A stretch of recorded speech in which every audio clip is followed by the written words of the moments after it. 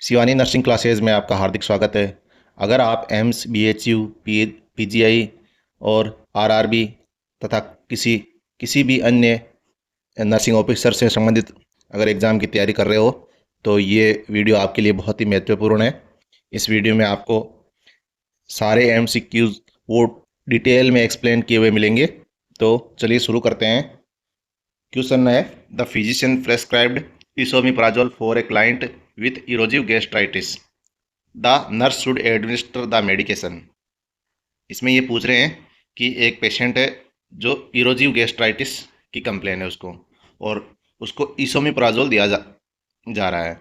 तो इसमें ये पूछ रहे हैं कि इसोमिप्राजोल कब देना है। तो इसमें सही आंसर है खाने से 30 मिनट पहले, ना कि खाने के 30 मिनट बाद और एट बेड टाइम। इसका सही समय है वो खाने के 30 मिनट पहले दिया जाता है इसोमिप्राजोल। अब अपन देख लेते हैं explanation. Esomeprazole is use to treat condition where there is too much acid in the stomach. अगर स्टोमक में अगर बहुत ज़्यादा एसिड बन रहा है तो उसको ट्रीट करने के लिए इसोमिप्राजोल दिया जाता है। It is use to treat duodenal and gastric ulcer, erosive oesophagitis, gastro oesophageal reflux disease यानी जीईआरडी। कई बार किस एग्जाम में जीईआरडी की फुल फॉर्म भी पूछ लेते हैं, तो इसकी फुल फॉर्म याद रखना, gastro oesophageal reflux disease and Zollinger Ellison syndrome, ZE syndrome. ये भी पूछा जाता है कई बार। A condition where in the stomach produce too much acid, मतलब इन कंडीशन में स्टोमक है वो बहुत ज़्यादा एसिड प्रोड्यूस करता है। तो अब देख लेते हैं कि अन्य ये जो ड्रग आती है इसोमिप्राजोल, ये प्रोटॉन पंप इनिबिटर कैटेगरी में आती है। तो अन्य प्रोटॉन पंप इनिबिटर अपन देख लेते हैं, लेंसोप्राजोल, ओमिप्राजोल, पेंटोप्राजोल, रेविप्राजोल। ये सारी की सारी जो जिसमें झोल आता है पीछे की साइड में, वो सब प्रोटॉन पंप इनिबिटर है और सबको ही खाने से 30 मिनट पहले लिया जाता है। नेक्स्ट क्वेश्चन है, a female child age 6 is brought to the health clinic for routine checkup to assess the child vision, the nurse should ask. ये पूछा जा रहा है कि एक 6 साल की बच्ची है जिसको रूटीन चेकअप के लिए क्लिनिक में लाया जाता है, तो नर्स उसको उसके विजन को चेक करने के लिए उससे कौन सा क्वेश्चन पूछेगी। तो इसमें 4 क्वेश्चन दे रखे हैं, तो इसमें राइट आंसर है how are you doing in school. Okay. Next question है, the healing process after clot formation involve. Clot formation में जो हीलिंग प्रोसेस है वो कौन कौन सी प्रोसेस है। तो इसमें आप ये सारे ऑप्शन है वो सही है। इसमें ये सारी प्रोसेस वो आती है, हीलिंग प्रोसेस है जिसमें क्लॉट फॉर्मेशन होता है। इसमें पहला ऑप्शन है repair of the damaged vessel by fibroblast, clot retraction and repair of the wound by division of epithelial cell, clot dissolution. ये सारी की सारी स्टेप इसमें आती है। अब अपन देख लेते हैं इसके explanation. The healing process for wound has 4 stages. इसमें 4 स्टेज आती है। Haemostasis, the body stop the flow of blood. Haemostasis, जहाँ भी अगर वर्ड स्टेसिस आ जाता है इसका मतलब वहाँ स्टॉप हो जाना, मतलब कोई चीज़ जमा हो जानी, मतलब ब्लड का जमा हो जाना। Platelets clump together to stick to the wound. Wound के चारों ओर प्लेटलेट जमा हो जाती है। फिर नेक्स्ट स्टेज आती है इन्फ्लामेशन। पहली हेमोस्टेसिस, दूसरी inflammation. Platelet release chemical that cause inflammation. Inflammation कैसे बनता है कि जो प्लेटलेट है वो केमिकल रिलीज करती है। White blood cell remove bacteria and germs. जो WBC होती है, व्हाइट ब्लड सेल्स, वो बैक्टीरिया और जर्म्स को रिमूव करती है। Proliferation, macrophages. नेक्स्ट स्टेप है प्रोलिफेरेशन। पहली थी हीमोस्टेसिस, दूसरी इन्फ्लामेशन, तीसरी प्रोलिफेरेशन। इसमें क्या है, macrophages produce substances that cause the body to produce new tissue and blood vessels, the wound edges contract and move close together. Next step है remodelling, the body produce and break down collagen. This stage is crucial to convert immature tissue to a more mature matrix. तो ये हो गई 4 stage healing process की, haemostasis, inflammation, proliferation and remodelling. Next question है, during haemodialysis which of the following drug is use to prevent blood clotting. मतलब haemodialysis के दौरान haemodialysis क्या होता है आपको पता होना चाहिए कि कौन सी ड्रग को ब्लड क्लॉट प्रिवेंट करने के लिए कौन सी ड्रग को दिया जाता है। देखो, अगर ब्लड बॉडी से जैसे ही बाहर आएगा तो वो क्लॉट हो जाएगा। तो हीमोडायलिसिस में क्या होता है, ब्लड को बॉडी के बाहर लाकर उसको फिल्टर करके वापस बॉडी में डाल दिया जाता है। तो अगर बाहर ब्लड क्लॉट नहीं हो, इसके लिए एक ड्रग दी जाती है और वो ड्रग का नाम है हीपेरिन। तो आप हीमोडायलिसिस की प्रोसेस को आप डिटेल में देख सकते हो।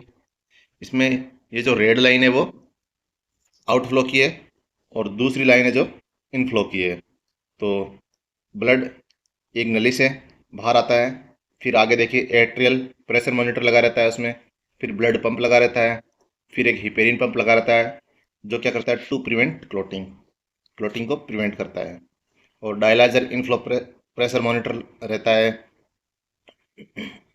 फिर डायलाइजर रहता है, फिर वेनस प्रेशर मॉनिटर रहता है, air trap and air detector रहता है, एयर डिटेक्टर क्लैंप रहता है, filter blood return to the body. ये सारी प्रोसेस हीमोडायलिसिस में होती है। अगला क्वेश्चन है, आशा की फुल फॉर्म क्या है। ASHA कई बार एग्जाम में पूछा जाता है आशा की फुल फॉर्म। तो आशा की फुल फॉर्म आपको याद होनी चाहिए, accredited social health activist. Next question है, the most reliable way to assess the respiratory status of a client. Client का रेस्पिरेटरी स्टेटस चेक करने के लिए सबसे बेस्ट तरीका कौन सा है। तो इसमें सबसे बेस्ट तरीका यह है कि listen and feel the air movement.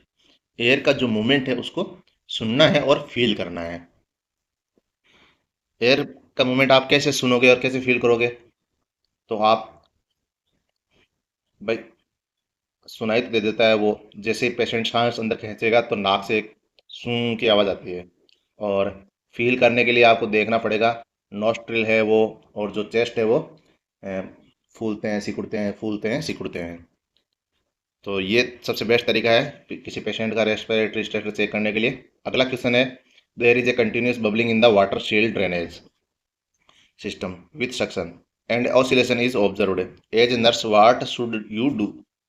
कि एक वाटर शील्ड ड्रेनेज है, वाटर शील्ड ड्रेनेज सिस्टम लगा रखा है एक पेशेंट के, और उसमें क्या है, कंटिन्यूसली बबलिंग हो रही है, मतलब एयर के बब्बल आ रहे हैं उसमें, और ऑसिलेशन मतलब वाइब्रेशन हो रहा है।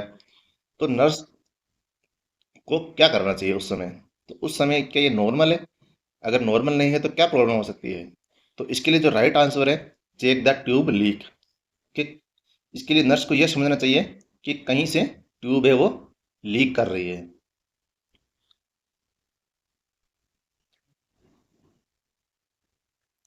इसकी एक्सप्लेनेशन देख लेते हैं थोड़ी। Water shield drainage section also known as, इसको दूसरा नाम भी है चेस्ट ड्रेन और अंडर वाटर शील्ड ड्रेनेज। इन इन अलग अलग नामों से भी पूछा जा सकता है, तो आपको तीनों नाम याद होने जरूरी है।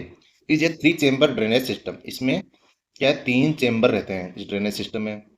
देट रिमूव एयर और fluid from the pleural cavity while preventing back flow. ये क्या करता है कि फ्लूइड और एयर को प्लूरल कैविटी से रिमूव करता है और वापस जाने से उसको रोकता है ये system. The system has a water seal, suction control and A drainage collection chamber. The water seal act as a one-way valve that allow gravity to continuously drain the pleural cavity content out of the lung. The suction mechanism is in addition to the water seal. The main purpose of water seal is to allow air to exit from the pleural space on exhalation and prevent air from entering the pleural cavity or mediastinum on inhalation.